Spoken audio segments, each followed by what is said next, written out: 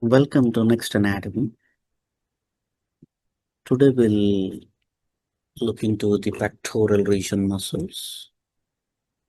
When we reflect the skin, superficial fascia, and the deep fascia, we could able to identify pectoralis major muscle.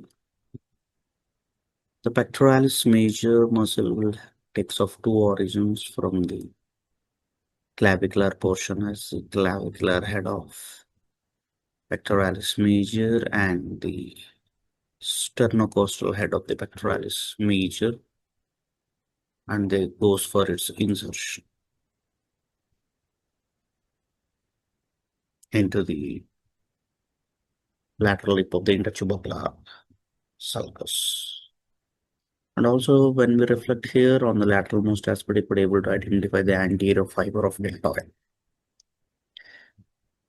After you reflect the pectoralis major, you could able to identify the pectoralis minor, which takes origin from the three digitations of 3, 4, 5 ribs and goes for its insertion into the tip of the coracoid process. Then after that, beneath the clavicle at the middle third, you could able to identify a short group of muscle that is called as the subclavius. So the pectoralis major and minor, they will be innervated by the brachial plexus nerves, especially the medial pectoral and the lateral pectoral nerves, and the subclavius by the nerve subclavius.